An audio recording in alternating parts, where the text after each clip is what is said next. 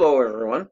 Before I get into the actual subject matter of the title of this little auditory delight here, which is sort of rating gross domestic product as an appropriate measurement of how well an economy is doing, I wanted to cover just a couple things here before we do that.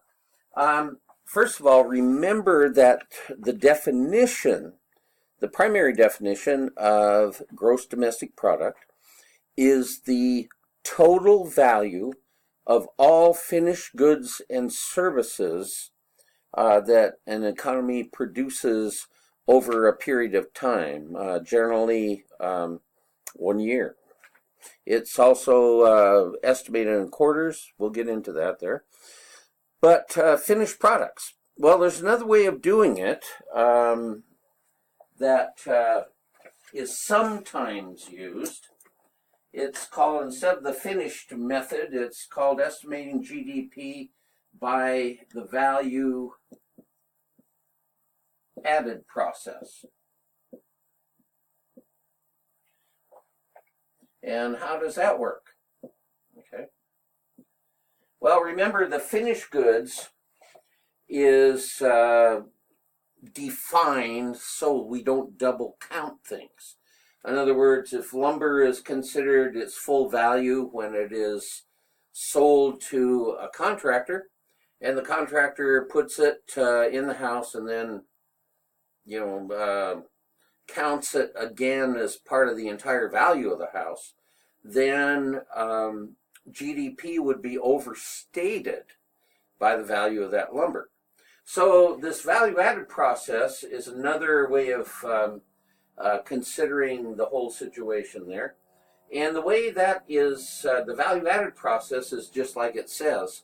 At every stage of construction of something, when something goes into it, the value added would be how much that ingredient or that factor of production adds to the entire final value of something. Okay, like for instance, our book gives a pretty good example here that say if logs are cut by some say Paul Bunyan or some lumberjack in the woods before he has his tea, he sells it to a lumber mill, say, for $10,000. Okay. Well, the lumber mill saws it and treats it into lumber that maybe they sell for $15,000. Okay. A construction person or a contractor buys that at $15,000, say, and there's $25,000 into this total, but he counts the $5,000 that is above what he sells it for, which is above the original logs of $10,000. So he sells the lumber for $15,000. Okay. Well, the contractor, say, buys the lumber, builds it into a house, and sells it for $3,000 or $300,000. So then, in that case, the value added that the contractor would count would be the final selling part of the house, or the selling price of the house, less the ingredients that went into it, or the original purchase price. How does this differ from the just counting the final value? It doesn't. It all ends up the same. So generally, though, the final value is but the just considering the final value of the finished good is easier to account for. So anyway, that's that. And wanted to also cover, before we get into our evaluating of GDP, we count another measure at times. In fact, 20, 30 years ago, it was the main issue, or the main definition of what an economy was doing, and that is gross GNP, or gross national product.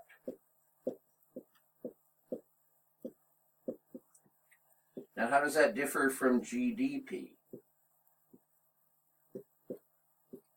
Gross national product is the total value of all finished goods and services created by firms that have ownership in a particular country. It doesn't matter where they produce this stuff. It's just considered part of the ownership, or the country that has ownership as part of their production. So the difference of that is a gross domestic product. Let me get out of the way here. Gross domestic product is all goods and services, the value of all goods and services that are produced within the geographic boundaries of a country. And gross national product is all the value of all the goods and services produced by companies owned within a geographic boundary of a country, no matter where the production is actually done. So the difference on that, we can easily illustrate the difference between that. We talked about Toyota, I believe, owning a big auto plant in Georgia, in the state of Georgia. Well, according to gross domestic product, the output and the output of that factory would be considered part of the U.S.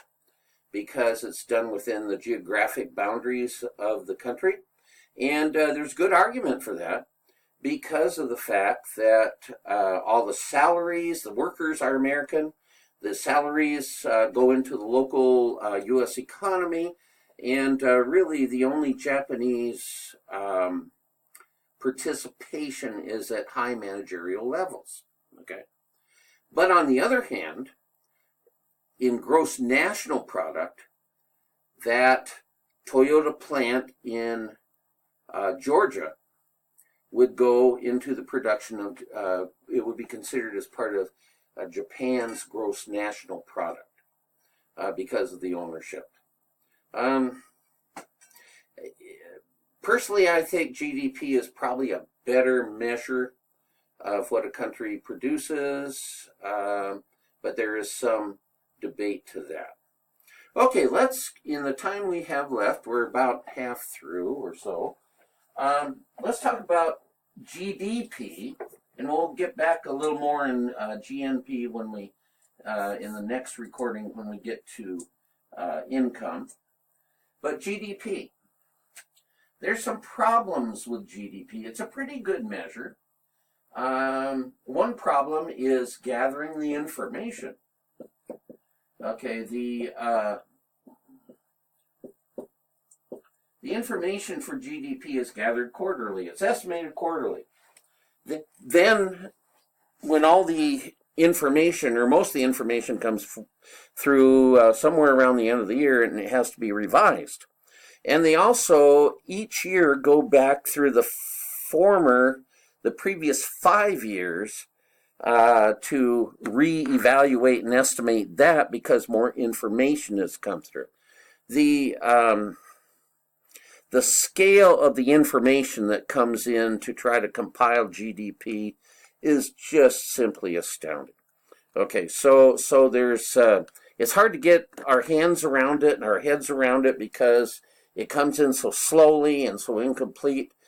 So anyway, there are measurement problems with that, and we'll come across that in future chapters when we talk about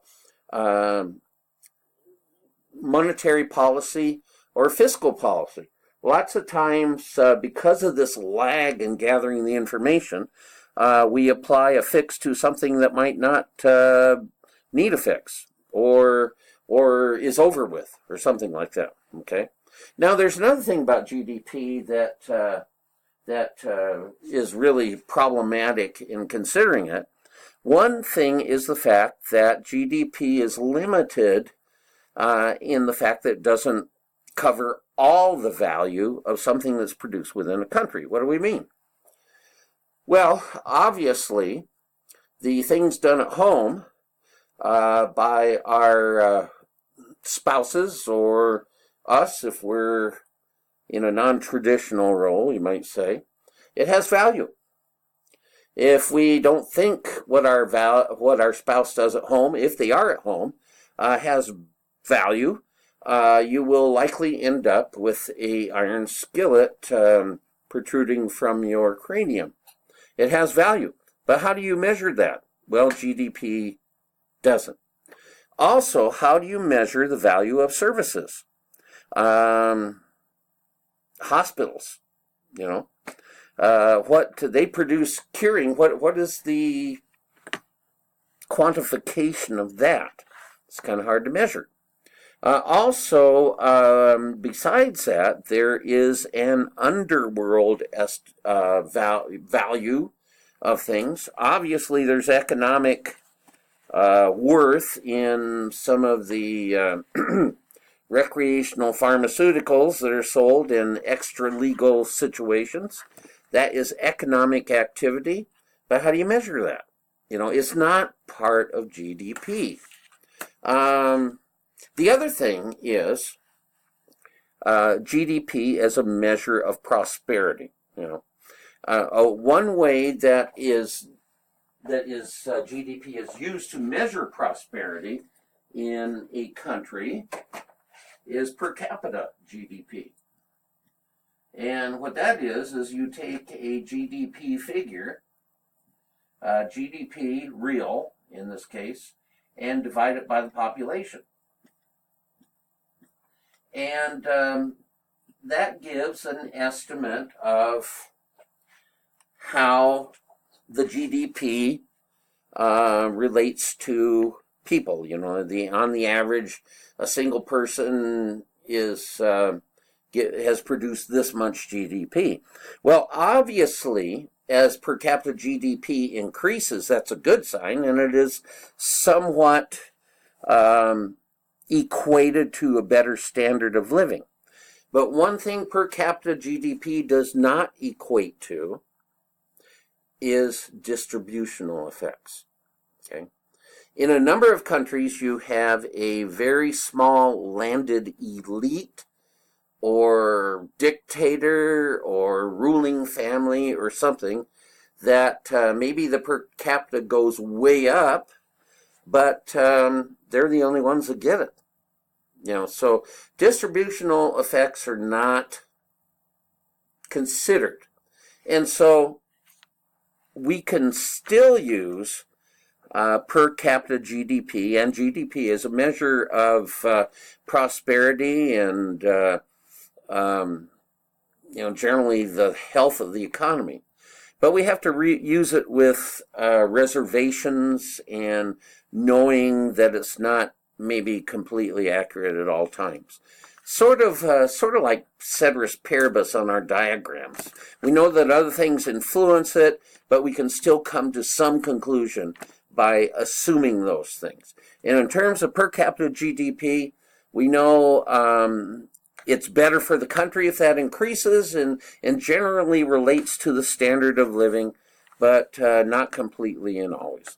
So thank you for listening to this, and we'll get into income in the next one.